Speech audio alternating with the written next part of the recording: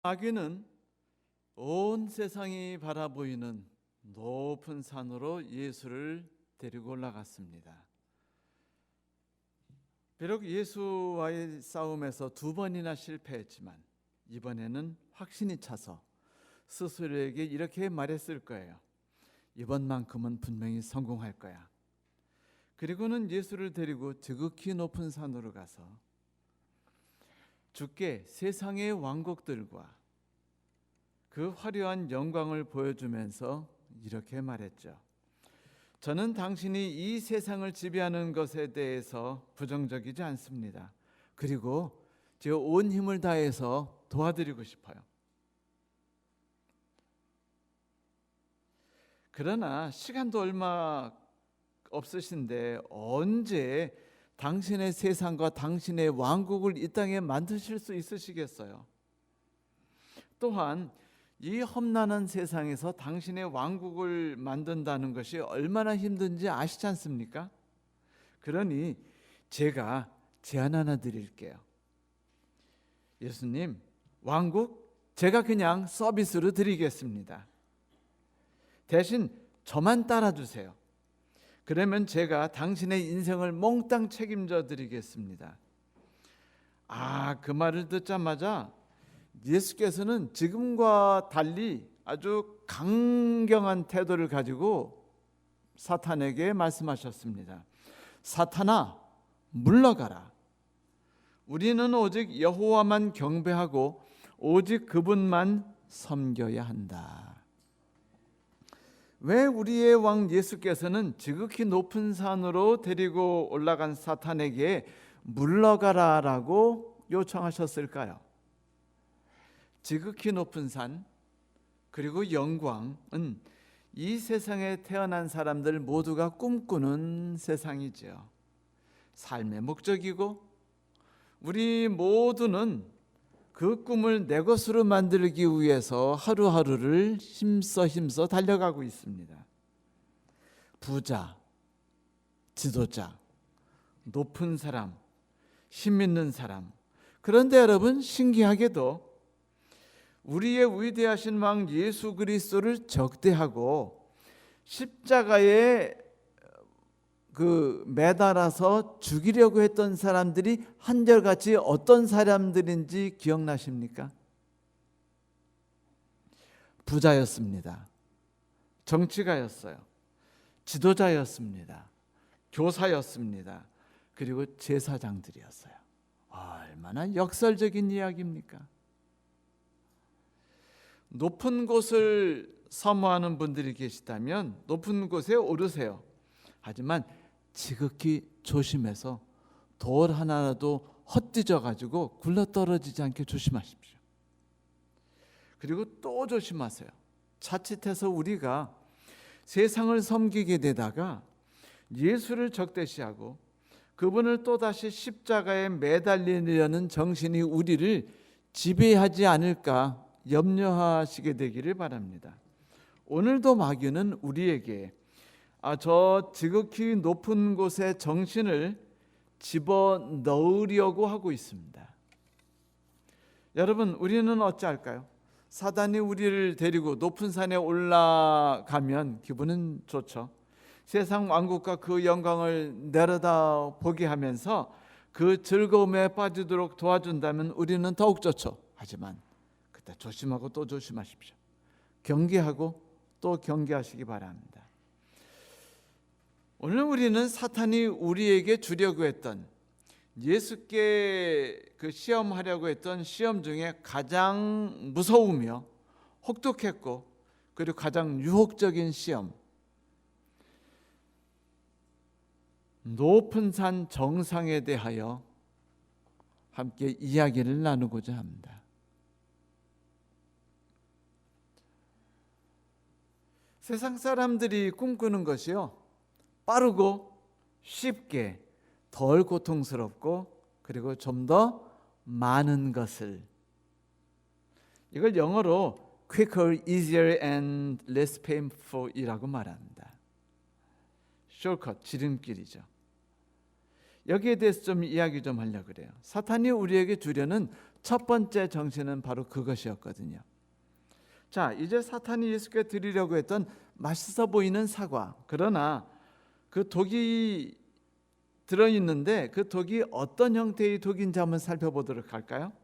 우선 사탄은 예수께 멋진 왕국을 보여드렸습니다. 그냥 가슴이 그냥 확 점여오는 그런 거 있죠. 다시 말하면 75인치짜리 울트라 HD TV, 거기서 흘러나온 음성이 쾅쾅 가슴을 두들기고 화면이 쫙 나를 빨려 들어가게 하는 그런 거, 행복하지 않으세요? 그 베스킨 라빈스 31에서 이번 새로 새로 만들어낸 그 체리베리인가요? 뭐 이런 거, 체리블라썸 같은 막 아이스크림 한 잔 먹으면서 그 사랑하는 사람과 함께 그 에르메스 매장에 들어갈 때 기분이 여러분 쫙 느껴지지 않습니까? 지금 그걸 보여줬어요. 보여준 다음에 뭐라고 말하냐면 이 왕국을 터무니없이 싼 값에 드리겠다는 거예요. 여러분 딱 들으면 뭐 생각나세요? 원조 기획부동산 생각나지 않으세요? 싸게 주겠다는 겁니다. 한마디로 사단은 예수께 책을 한 권 권해드렸어요. 당신도 3년 안에 300채 집을 가질 수 있다.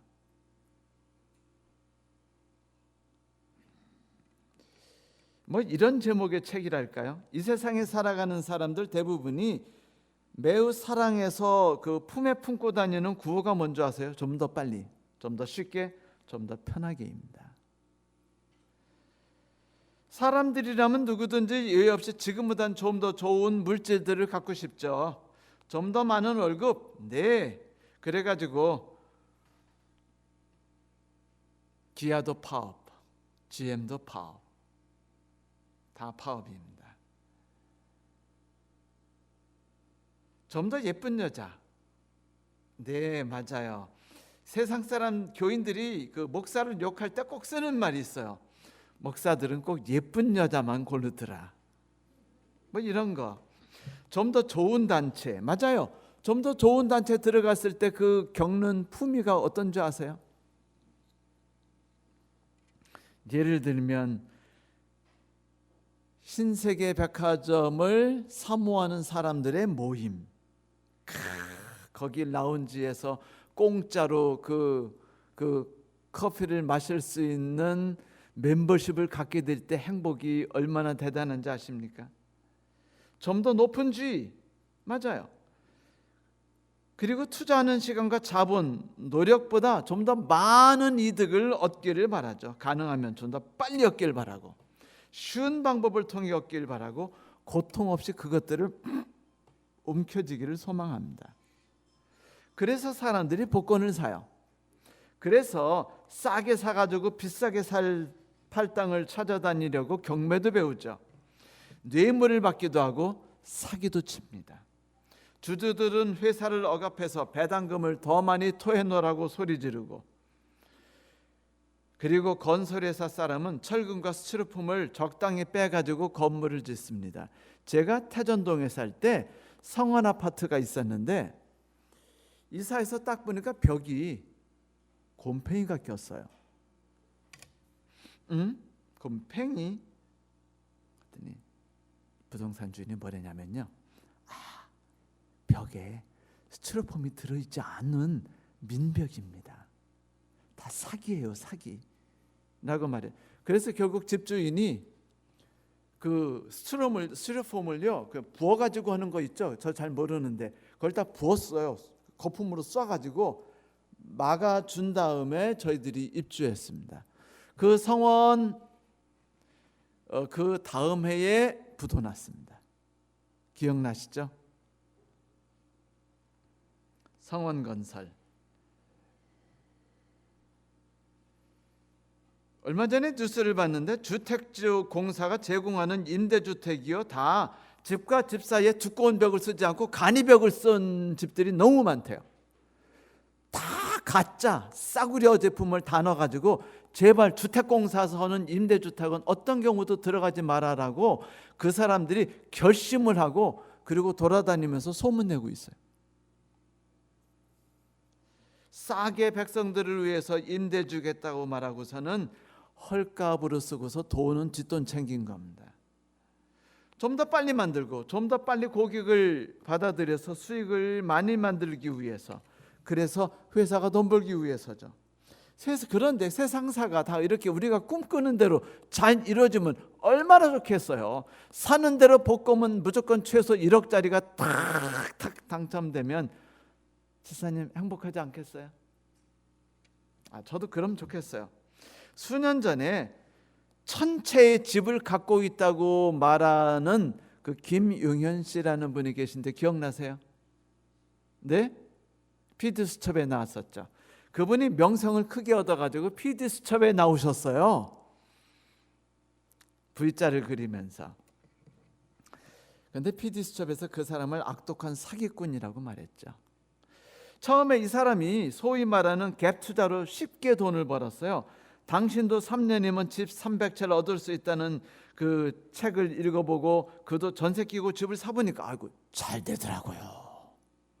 이게 할만했어요. 1년에 집 3채를 구하면서 재산이 늘어났습니다. 그런데 집값이 불어나는 거예요. 이거 대박인데? 그러니까 나는 성공한 인생이라고 노래를 부르면서 집을 긁어 모으기 시작하고 덩치가 커지고 엄청난 돈을 벌자 신이 나서 부동산 회사를 차렸어요. 전세거래 사이트를 만들었죠.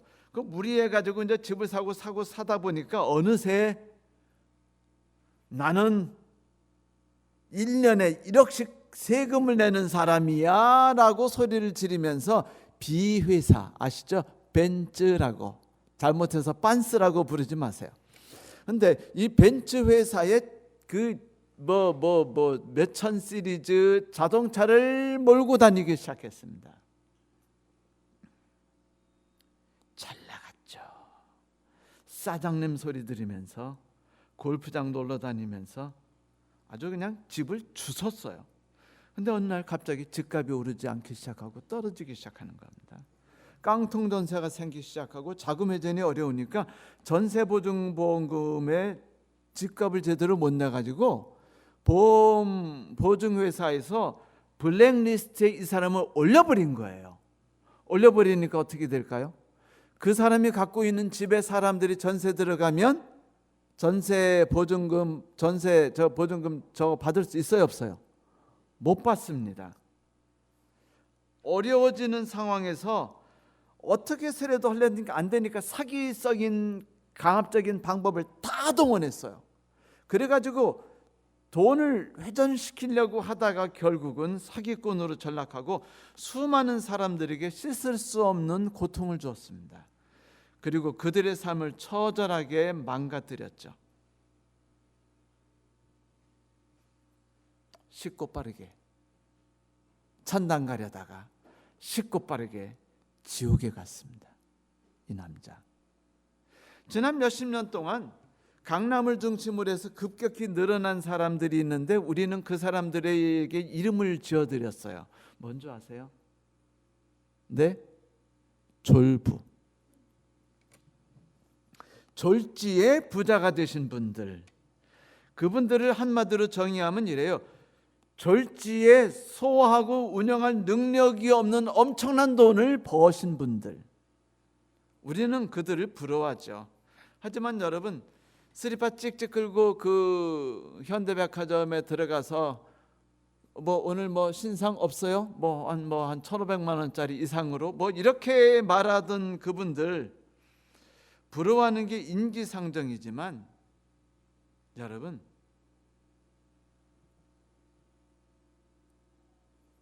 졸부는요, 돈은 가졌는데 그것을 소화할 능력이 없는 사람들을 부르는 말입니다.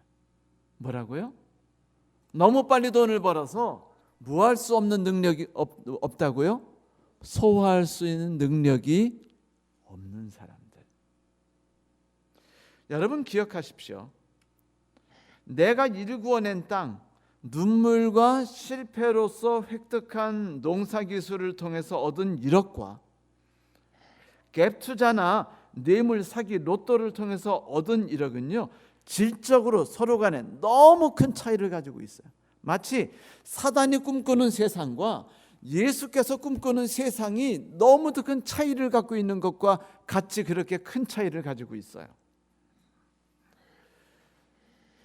그리고 누가 말하기를 고생 없이 쉽게 얻은 재물은 그것을 소화할 능력을 갖추지 못할 때 그 사람에게 저주가 된다라고 말했습니다. 어느 복권 당첨자가 미국에서 그 글을 신문에 기고했어요. 이분이 1,000억을 땄습니다. 로또로. 갑작스럽게 얻은 하늘에서 부어준 축복, 그것은 제게는 저주였습니다. 제가 받은 엄청난 돈은 결국 나의 가족과 나의 친구들을 모두 나에게서 원수로 바꿔버렸죠. 그리고 갑작스럽게 얻은 재물은 나를 평범하고 소소한 현실 속에서 인생을 즐기는 법을 잃어버린 바보로 만들었습니다. 슬프지만 그는 자신이 저주를 받았다는 걸 인정한 X졸부였어요. 예수께서 이렇게 서둘러 높은 산에 올라가서 정상에 서려는 정신을 가진 것이 우리 인간에게 얼마나 큰 해악을 가져다 주는지를 잘 아셨어요. 그래서 그렇게 드리겠다고 말하자 높은 산에 올라가서 이 모든 거 한 방에 드릴게요 라고 말했을 때 뭐라고 말씀하셨어요? 지금과 같이 성경이 이르기라고 말하지 않고 사단아 물러가라 라고 말씀하셨던 것입니다. 왜냐고요?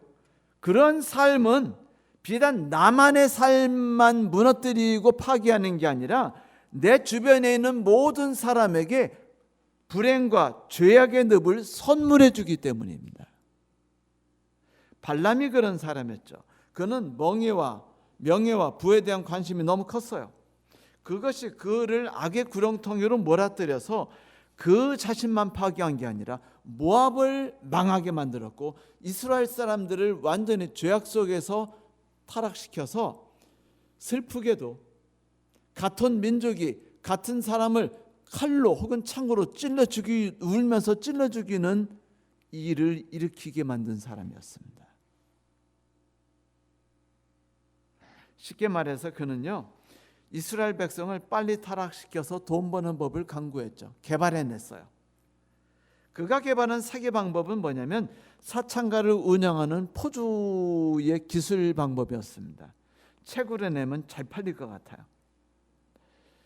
그런데 그로 인해서 얼마나 많은 사람들의 마음에 씻을 수 없는 큰 상처가 입혀졌는지 모릅니다.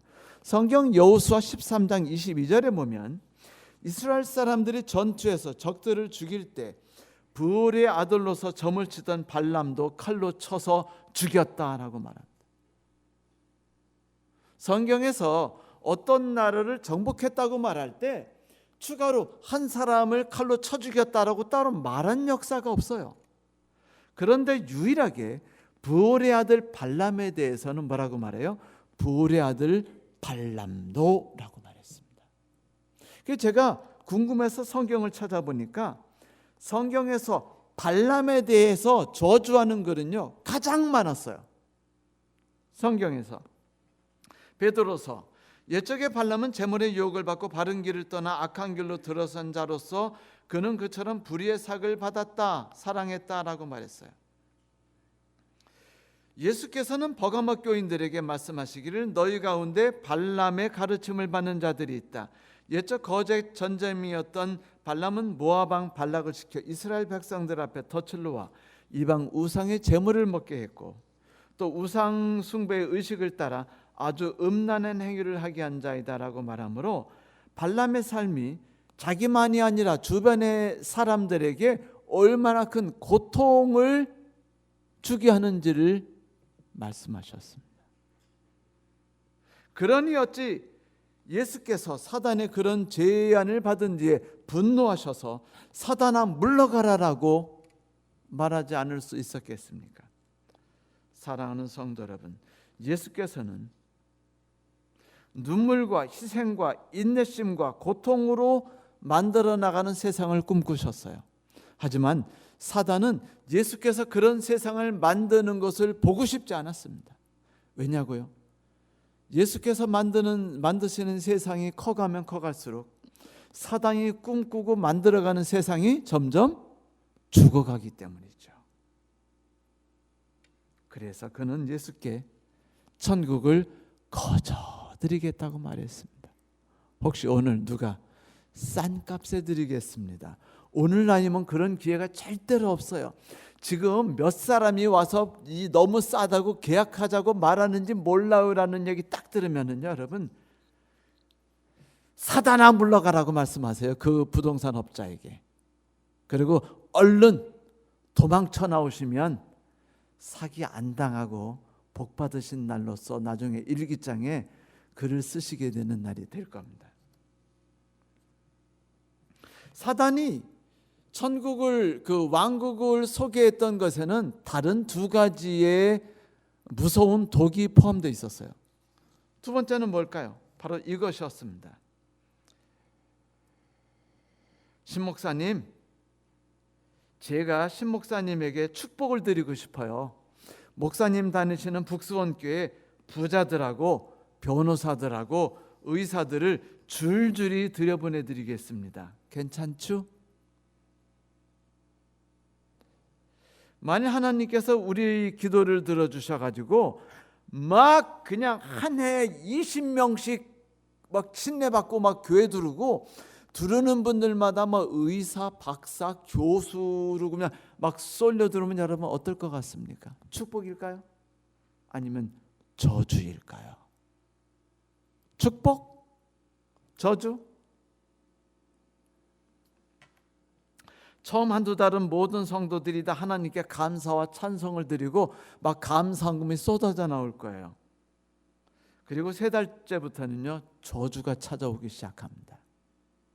왜냐하면 우리들은 그들을 소화할 수 없고 그들은 우리와 함께 지낼 수 없는 서로 다른 사람들의 리그가 여기서 있기 때문이죠. 그리고 노력하지 않고 얻은 것은요, 먹은 것은 체하게 만듭니다.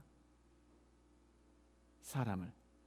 이 밥을 먹으면은요, 36시간부터 72시간 동안 소화기관을 거쳐 비로소 내 것으로 만든대요. 근데 재밌게도 밥 먹고서 적당한 방법들을 취하지 않으면 소화가 안 된답니다. 첫째, 3시간 동안 벌러덩 눕지 말아요. 그리고 무조건 밥 먹고 1시간 동안 거려야 된답니다. 스트레스 받지 말아요. 고민하면서 오늘은 무슨 돈을 벌여야 될까 고민하지 말합니다. 그리고 앉아서 때리비 보지 말아요. 그리고 분노해하지도 말고요. 그리고 사이다나 콜라를 먹지도 말래요. 사탕도 먹지 말합니다. 그렇게 다 하고 누군가와 함께 즐겁게 산책을 해야만 소화가 되기 시작한대요. 그리고 내과가 된대요. 72시간 뒤에. 이렇게 모든 것들이 한 방에 만들어지는 나라는 없다는 것이에요. 하나님의 나라는 인간의 몸을 포함해서 모든 것이 천천히 합력해서 노력을 통해서 만들어진 나라예요. 대화가 서로 어울리지 않습니다. 그들의 문화와 우리의 문화가 어울리지 않아요. 여러분 의사들하고 며칠만 지내보세요. 그러면 의사들은 저쪽이 앉고 우리들은 이쪽이 앉게 됩니다. 왜냐고요? 그들이 나누는 얘기를 우리가 도대체 알아들을 수 없거든요. 그리고 좀 있으면 짜증이 나요. 맨날 뭐예요? 뭐 바하가 어쨌니? 뭐 어제 뭐 무슨 그림을 뭐 1억짜리를 샀는데 어쩌니? 뭐 있다고 싸가지 없는 얘기를 해대기 시작하면 분노가 치밀어 오르고요.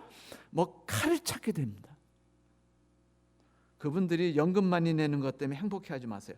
차라리 우리끼리 사는 교회가 여러분 축복입니다. 전 그렇게 믿어요. 여러분, 예수님 그 제안을 단칸에 베버리는 것처럼 거부하셨어요.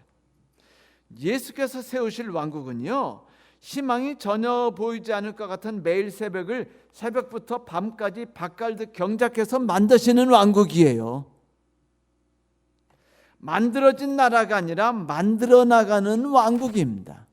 내 노력으로, 내 눈물로, 내 고통으로, 내 밤새 울며 하는 기도로 내가 찾아다니면서 그의 필요를 채워주면서 애쓴 그것으로 만들어진 교회라는 것이에요. 그 천국입니다. 그렇게 하지 않은 채 자꾸 외부에서 막 올해는 막 15명이 들어왔네, 막 어떤 교우님 때문에 30명이 침례받았네 하면 저주가 우리 교회 시작됐다고 믿고 간절히 기도하십시오. 이런 교회가 우리에게 찾아오지 않기를. 기억나지 않습니까? 우리 교회 역사를 우르르 두르고서 우리 교회가 고통 속에 있다가 우르르 나가지 않았나요? 바로 그런 삶입니다. 어릴 적 저는 정말로 제 외모에 자신이 없었어요. 언젠가 말씀드렸죠. 제 목소리는 찢어지는 소리였죠. 사방으로 흩어지는 곱슬머리였죠. 귓볼이 없어요. 칼로 자른 것처럼 야트막하게 그냥 자연스럽게 뭉툭하게 코뼈 없어 보이는 코, 그리고 입술은 왜 이렇게 두텁게 튀어나왔대요? 마지막으로 체격까지 볼 일이 없는 거예요. 제가 말씀드렸죠. 빨래집게로 코를 세우려고 했던 적이 얼마나 많았는지 모른다고.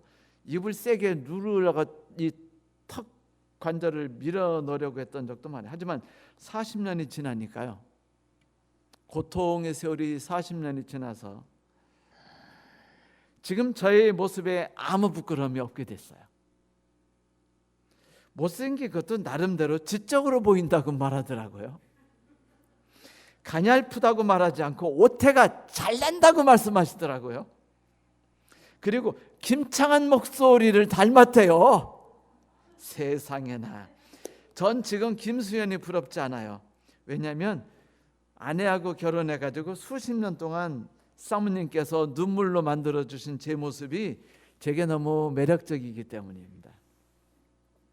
그리고 전 만들어진 결과도 마음에 들지만 수십 년이란 지난 세월 한순간 한순간이 너무 마음에 들어요. 누군가와 내가 함께 만들었던 순간, 사실은 누군가와 함께 만든 게 아니고 누군가가 만들고 저는 그냥 따라다녔을 뿐이죠. 옷 몇 개를 사와서 입혀보면서 막 이리저리 막 저를 돌려보면서 고민하던 그 모습, 미장원 가서 제 머리를 막 이리도 깎도록 하고 저리도 깎도록 요청하면서 고민하던 그 모습들, 순간들, 나 자신에 대해서 자신감을 갖게 하고 나 자신만의 모습을 갖도록 이끌었던 열정적인 그 얼굴, 물론 제가 누군가의 나를 위한 삶에 대해 적극적으로 동조했으리라고 생각하지는 마세요. 저 적극적으로 거부하고 싸웠는데 참 살다 보니까 지난 순간이 천국이 됐습니다. 이제 왜 내가 나에 대해서 자신이 있는지 이해하게 됐어요. 그것은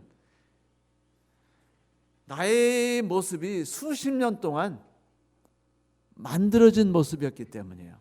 사랑과 애정으로, 그리고 눈물과 고통과 수고와 노력으로 만들어진 삶이기 때문이죠. 그래서 그 모든 순간이 천국이 된 거예요. 수십 년간의 순간순간의 수고와 이해와 협력이 더해져서 만들어진 천국의 결합체이죠.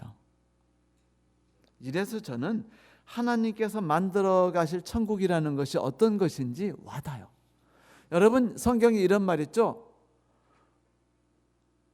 수고하고 무거운 짐진 자들아 다 내게로 오라. 내 멍에는 가볍고. 네, 맞아요. 우리는 멍에를 맵니다. 하지만 예수 그리스도와 함께 멍에를 매요. 그리고 그분이 멍에를 다 메고 우리는 그 옆에서 쫄쫄쫄쫄 쫓아다니면서, 두 마리가 함께 매는 멍에니까 쫄쫄쫄쫄 쫓아다니면서 그냥 편하게 다니다 보니까 내가 밭을 다 가른 거예요.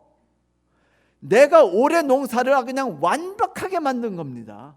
우와, 내가 한 일을 보라. 실은 함께 멍에를 맨 예수께서 만들어주신 천국이라는 걸 우리는 알게 되죠. 그렇지 않습니까? 여러분 다시 한번 기억하세요. 하나님께서 우리에게 주시고자 하는 건 충분한 돈만이 아니에요. 그것을 관리할 수 있는 능력이 포함된 돈입니다. 그 능력을 키워주기 위해서 무한히 애쓰시는 삶 전부가 예수 그리스도의 삶이셨어요.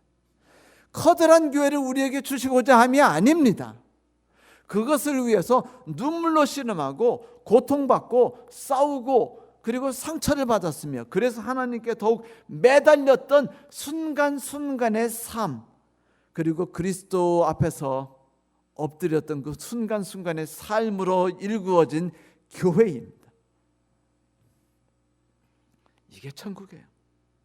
기억하십시오. 누가 내게 준 천국은 천국이 아니라 지옥일 가능성이 매우 높다는 걸 99.99999%. 왜 예수께서 강하게 거부하셨는지 이해하십니까? 성도 여러분, 누가 우리에게 3년 안에 300채 제한을 하거든 사단 안 불러가라고 말씀하세요.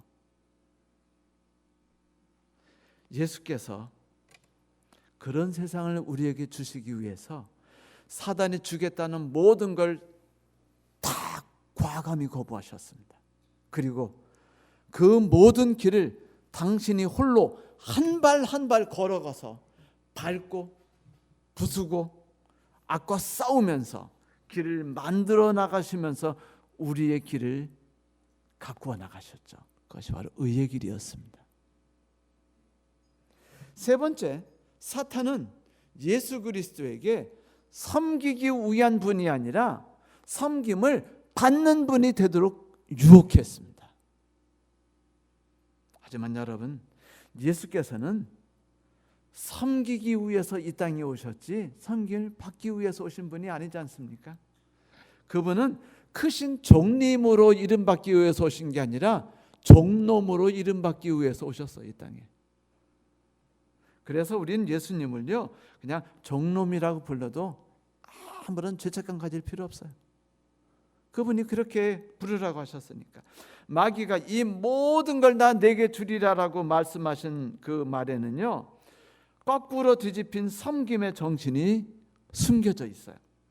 그가 한 말을 쉽게 설명하면 이거죠. 예수여, 당신의 왕국을 만들어서 세상을 지배하세요.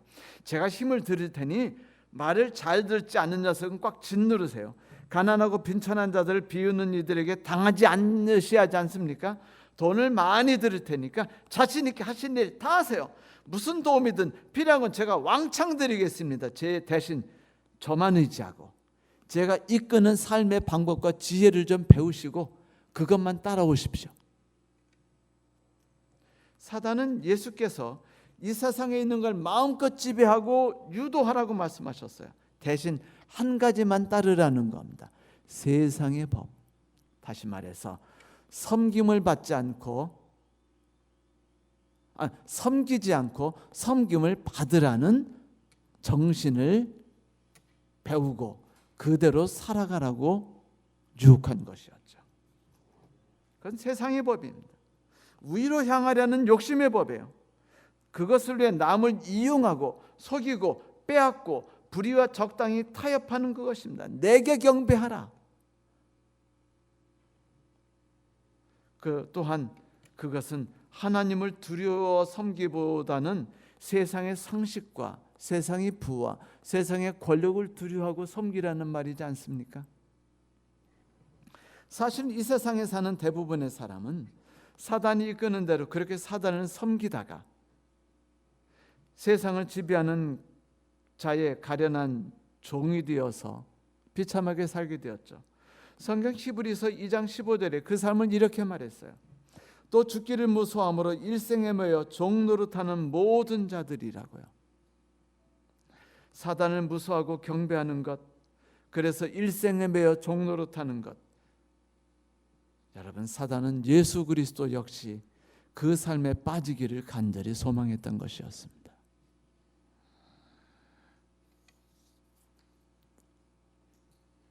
섬김받는 것 우리는 좋아해요. 저도요. 요즘에 갑자기 그 일주일에 한 번도 보지 않던 유튜브를 보기 시작했어요. 유튜브. 제가 유튜브 왜 보는지 아세요? 네? 우리 교우님들이 내 설교를 얼마나 보나, 그리고 얼마나 주변 분들에게 소개하고, 그리고 그 잘하였어요, 좋아요 클릭을 하나 안 하나 보려고 그래요. 그런데 이번 주에 갑자기 그냥 50 몇 개 더니 갑자기 오늘 아침까지 80 몇 개가 됐어요. 그래가지고 행복해라. 막 제가 막 좋아하면서 사람들이 나를 좋아하나 봐, 내 설교를 좋아하나 봐, 내가 드디어 인정받고 사나 보다. 이 생각 딱 하는 순간에 무슨 생각 들었는지 아세요? 제가 어릴 때 다니는 교회 연합회장님이나 합회장님이 오시면 막 그냥 장로님부터 다 교회 앞에 나가셔가지고 오셨어요 얼마나 회장님 막 그러면서 막 인사할 때 막 고개를 숙이며 인사했고, 연합회장님은 오셔 안녕하십니까, 허리가 조금 기부스하셨거든요. 예배 때 이제 이렇게 소개하셨어요. 크신 종이신 하나님의 크신 종이신 아무개 목사님께서 오늘 영광스럽게 저희 교회를 방문해 주셨습니다. 그 소개 듣고 제가 뭐라고 속으로 말했느냐, 종이면 종이지 무슨 종님, 종놈이지. 아니 종을 우리가 어떻게 존경하면서 말한단 말이야. 그냥 종자석, 종놈 이렇게 말하면 되지. 여러분, 종의 신분을 가진 자가 어떻게 높임을 받는단 말입니까? 종의 신분을 받은 자가 어떻게 인정을 받는단 말입니까? 종의 신분을 받은 자가 어떻게 섬김을 받는단 말입니까?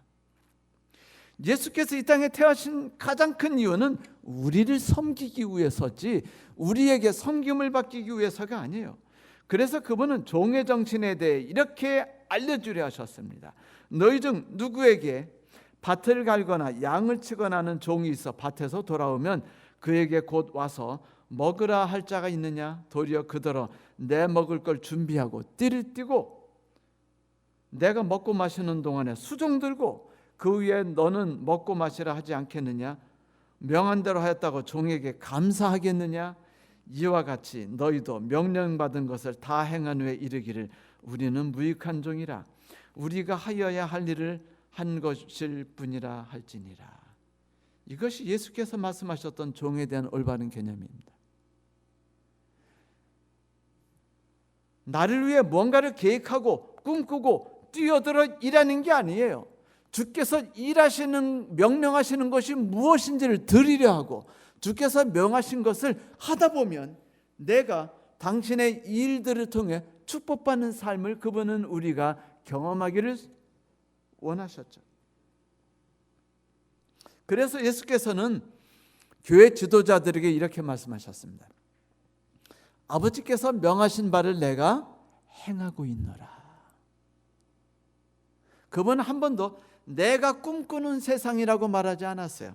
제가 가장 존경하는 목사님은 마틴 루터 킹 주니어입니다. 그분의 설교를 들으면 막 전율이 와요. 지금도 그분의 책 중에 이렇게 펼치면 찢어지도록 된 책이 있어요. 건드리지도 못합니다. 요즘에는 너무 좋아하는 책인데. 그런데 그분은 설교에서 이렇게 말했어요. I dream, 나는 꿈을 꾸고 있습니다. 그런데 신기하게 여러분, 예수님께서 내가 꾸는 세상이라는 말씀하신 적 들어보셨습니까? 아니요, 한 번도 없습니다. 그분은 내가 꿈꾸는 세상에 대해 말씀하지 않으셨어요. 아버지께서 명령하신 삶을 나는 지금 이 순간에 준행해 가고 있다라고 말씀하셨을 뿐입니다. 이게 종의 정신인 거예요. 바울이 왕이신 그리스도에 대해서 말씀하셨던 그 내용 기억나세요? 너희 안에 이 마음을 품으라. 곧 그리스도 예수의 마음이니 그는 근본 하나님의 본체시나 하나님과 동등됨을 취할 것으로 여기지 않고 오히려 자기를 비워 종의 형체를 가지사 사람과 같이 되셨고 사람의 모양으로 나타나 자기를 낮추시고 죽기까지 복종하셨으니 곧 십자가에 죽으심이라. 성도들이여, 마귀는 예수께 왕국을 제안하고 그 마음속에 음흉한 의도를 따라서 예수님이 꿈꾸시는 하나님의 명령에 따라 만들려는 그 미션 스피릿을 무너뜨리려고 했습니다. 마귀는 섬김받는 왕이 이 세상에 가득하기를 바랬어요. 그리고 원하는 바를 위해서 열심히 일하고 있었습니다. 예수는 어떤 경우도 섬김을 받는 왕이 되어서는 안 돼요. 섬기는 왕이 되어서는 안 되죠. 그런데 어쩝니까? 예수는 사단의 강력한 바람과는 반대로 봉사하는 왕이 되어 이 땅에 오셨습니다. 희생하는 왕이 되려고 이 땅에 오셨죠. 바로 언제든지 수건 허리띠에 두르고 제자들의 더러운 발을 닦아주실 수 있는 그런 왕이 가득한 천국을 그분은 만들려고 뛰어다니셨습니다. 어찌 그분이라고 쉽고 편하고 숭앙받는 걸 원하지 않으셨겠어요? 그분이라고 어찌 피곤하면 누군가 발을 닦아주고 어깨를 주물러주는 걸 원하지 않으셨겠습니까? 그러지 않으셨겠어요? 하지만 요한복음 14장을 통해서 그분께서는 어떤 삶이라도 기꺼이 즐거이 받겠다고 하셨으니 우리는 그것으로 감사드립니다. 저는 예수께서 사탄에게 말씀하셨던 이 세 번째 대답을 너무 사랑해요. 그리고 저는 이제 스스로에게 이렇게 물어봅니다. 왜 예수께서는 그 세 번째 시험을 받았을 때 마귀에게 사단아 물러가라 라고 강하게 대답하셨을까? 어쩌면 그것은 이 사단의 세 번째 유혹만큼 하나님의 나라를 무너뜨리고 우리들의 삶을 파괴하는 데 있어서 그것보다 더 강력한 무기가 없기 때문이 아니겠습니까? 성도 여러분, 우리가 천국을 사모하는 것은 영생을 얻기 때문이라고 말하지 마십시오. 우리가 천국을 사모하는 것이 바로 고통과 눈물이 더 이상 없기 때문이라고 말씀하지 마세요. 우리가 천국을 애타게 기다리는 건 그 나라 길이 황금으로 깔려 있고 문이 커다란 진주로 만들어져 있기 때문이라고 말하지 마십시오. 그 모든 길은 실은 우리의 종이 되신 예수 그리스도의 희생으로 만들어진 진주로 구성되어 있고 우리 종이 되신 예수 그리스도의 봉사로 만들어진 정금으로 깔려 있는 길이 아닙니까? 그러므로 우리가 천국을 고대한다면 그 이유는 우리가 사망의 음침한 골짜기를 걷고 있을 때 우리 옆에서 함께 그 험하고 고통스러운 길을 같이 걸어가면서 그 길을 의의 길로 만들어주신 예수님의 왕국으로 들어가는 것이라고 말씀하십시오. 우리를 향하신 예수의 무한하신 사랑과 봉사와 희생이 지금 이 순간에 우리를 위해서 봉사하고 있는 순간 그 순간이 천국이 아니겠습니까? 진주는 수많은 여타 광물질 보석과 달라서 유기질 보석이라는 거 아시죠? 생명체가 만들어냅니다. 그 말은 눈물과 끝없는 노고와 인내가 없이 진주가 결코 쉽게 만들어지지 않는다는 것이죠. 모조개의 이물질이 몸에 두르면 조개는 그 불쾌한 이물질을 미끈거리고 투명한 진주핵으로 이렇게 감싸기 시작합니다. 그런데 이게 0.5mm 두께로 이렇게 감싸는데요. 무려 2년 내지 5년 동안 몇 겹 정도 감싸는 줄 아세요? 5,000겹. 잠도 자지 않고 끝없이 감싸는 거예요. 불쾌한 것을 감쌉니다. 그래서 가장 고귀한 보석이 만들어지죠. 그 진주가 무려 하나의 문으로 만들어져 있어요. 성도 여러분, 내가 천국으로 들어가는 문을 만드시기 위해서 예수께서 당신의 모든 삶을 한순간도 예외 없이 당신의 삶으로 나를 감싸 안은 다음에 당신의 사랑으로 감싸시고 또 감싸시고 5,000번, 6,000번, 10,000번이라도 쌓으셔서 내가 하나님 앞에서 위대한 진주가 되었다는 말입니다. 진주는 바로 나이거든요. 미국의 헨리 나우엔이라는 박사가 1977년에 하버드에서 교수로 일하다가 어느 날 갑자기 교수직을 사임하고는 매사추세츠에 있는 자그마한 지적장애자 수용소인 데이브레이크 학원에서 직원으로 자청해 가서 봉사했어요. 그래서 거기 가서 정신박약아에게 용번 보는 법을 가르치고 식사와 세수를 도와주고 옷을 갈아입혔습니다. 그는 어려서부터 공부를 잘해가지고요, 천재라는 소리를 들었고 하버드 대학 교수가 됐는데 20권이나 책을 썼대요. 그의 책 대부분이 베스트셀러가 돼가지고 수많은 사람들이 그분의 책을 읽길 원했고 좋아했습니다. 근데 그가 그 길을 포기를 하자 사람들이 궁금했어요. 왜 포기했을까? 그 영광스러운 길을. 그런데 그가 어느 날 예수의 이름으로라는 책을 냈는데 그 책에 이런 말이 들어있는 거였어요. 꼭대기를 향하여 오르막길로만 전진하다 보니까 예수는 보이지 않더라. 그렇습니다. 사랑하는 성도 여러분, 우리의 왕 주 예수 그리스도께서는 지금 저 산 꼭대기에서 화려하고 강한 힘을 가진 자로서 승리하고 성공한 삶을 가진 사람들을 기다리지 않으셔요. 오히려 그분은 낮고 험한 저 골짜기 밑에서 마음이 상하고 용기를 잃었으며 보기 지지리도 없어 보이는 낮고 천한 사람과 함께 계시죠. 예수를 보길 원하십니까?